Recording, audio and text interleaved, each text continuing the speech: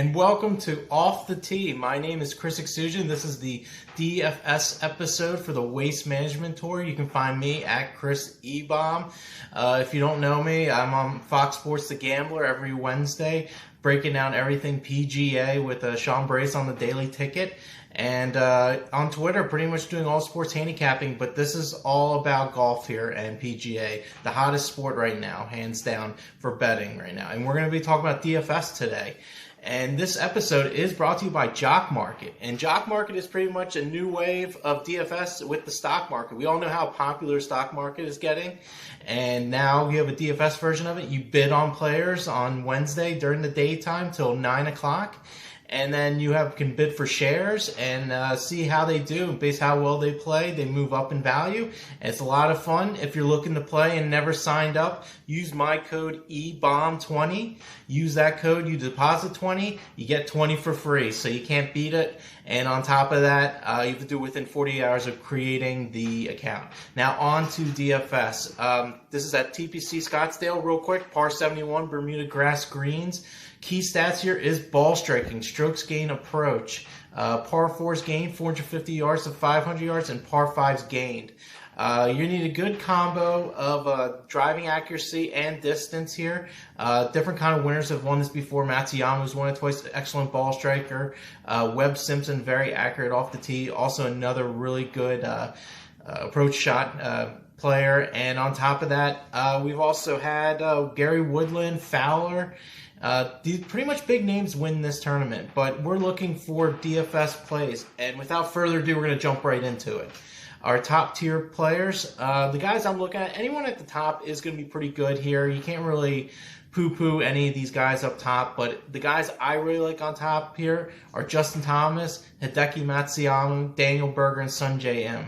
Bottom line, Justin Thomas, he actually got cut in Dubai the last tournament for the European Tour, which is pretty shocking, so I expect a really good showing from him. He's finished third his last 2 times playing here, and he's number 1 in strokes gained approach. He's a gamer, and he's been so close to winning this.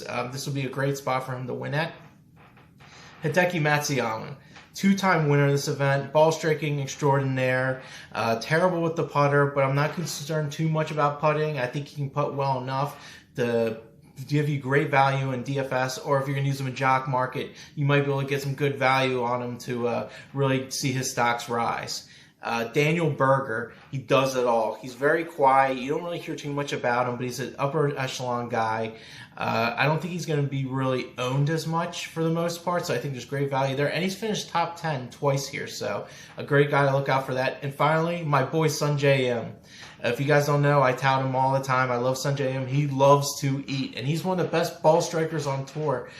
He had a really good run at the Farmers Insurance at Torrey Pines. He almost made a run to the very top, but he fell apart in the last back 9. Very difficult course. This course isn't as hard as Torrey Pines. TPC Scottsdale can eat here, and it's going to be a really good event for him here. Pretty much this course isn't that hard, so he should have no problem ball striking, getting real close to the pin. Now, we're going to be moving on to our middle tier guys. The guys I'm looking at for middle tier guys for DFS, Ryan Palmer, Russell Henley, Gary Woodland, Corey Connors. If you don't know Ryan Palmer, he's been one of the most consistent guys on tour. Not one of the big names, but he's been amazing overall. Great finishes all the way around for this season pretty much. And he's had great course history here. And on top of that, he's real solid in all strokes gained categories. So definitely a guy you want to fit into your lineup. Might be used a good amount, but he'll get you points consistently throughout the tournament. Russell Henley. Here's a guy that we haven't seen in some time. He's one of the tops in approach shots on tour. He missed the cut at the Amex Open, his last tournament he played. But last time he got cut from a tournament, he finished 11th, and that was at the Sony Open. So actually, he did play at the Sony Open, finished 11th, but he got cut from before with the American Express Open. So he's had really good bounce backs after being cut. And he's had 2 top 20s in this event as well, so I expect nothing less of him there. Gary Woodland, a guy that's really bounced back here for the most part. as far as injuries go. He had a really good tournament, last tournament over at Torrey Pines. He was playing really well, and then just the course got real tough towards the end. The conditions got real bad, so it kind of fell off. He actually finished 16th at the American Express Open as well. So yeah, overall, I think he has great course history here, a former winner, so I think this is a good spot for him. Corey Connors, the Canadian. A lot of guys don't know this guy, but he's a very good ball striker. He's had 3 top 20s out of his last 5 events. He should be real solid here as well. Now I'm going to get to the lower tier guys. The guys that are in the lower salaries are the guys you can get in Jock Market that simply will be probably undervalued and will have good bang for your buck when you're putting in for those shares. The first guy I'm going to go into is Doc Redman. Ball striking master. He missed the cut his last event.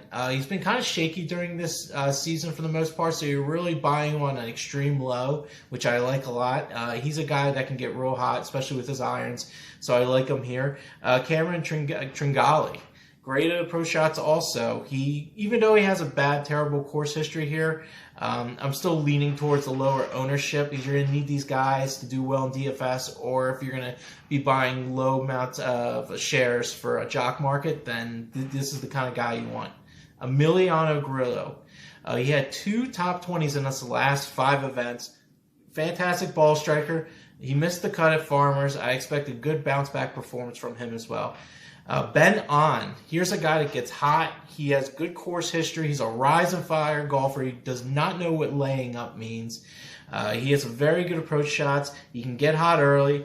His putter isn't that great, but I'm not too concerned about that because the greens aren't going to be that difficult here. So when I'm looking at these guys, I'm looking at good value guys you're going to need in your lineup to score you big points here. Or if you're going on Jock Market, remember using my code EBOMB20.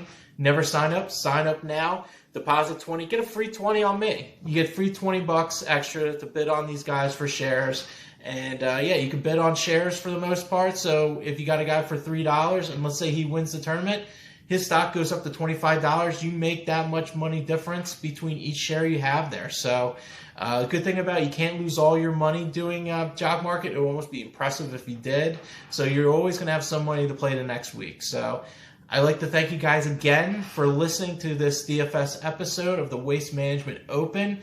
You can find me at Chris Ebom, and you can find my Twitter handle also for this show as well at OTT Matchups. It's at OTT Matchups on Twitter. I also post matchup plays as well for the 2nd, 3rd, and 4th round, so be on the lookout for that if you're on Twitter.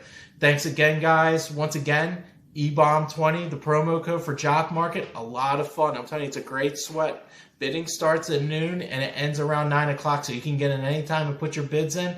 And I'll see you there on Wednesday. And thanks again, guys.